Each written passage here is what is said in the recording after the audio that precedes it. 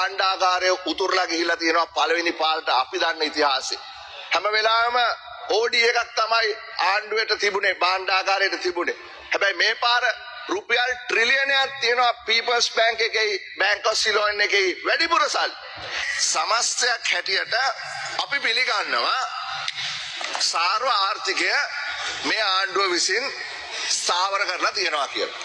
අපිට හොඳට එන හොඳයි කියන්න පැකිලෙන්න අවස්ථාවක් නැහැ.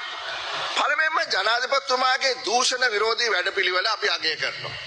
හොරකම් වලින් හෙම්බත් වෙලා හිටිය ජනතාව ඒක ඇත්ත. දැවැන්ත බලාපොරොත්තුවක් තියෙන හොරු අල්ලයි කියලා.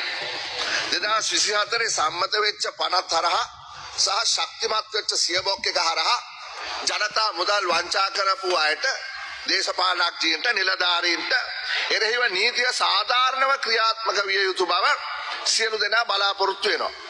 අපේ සම්පූර්ණ සහයෝගය එතුමාට ඒ සම්බන්ධයෙන් තියෙනවා.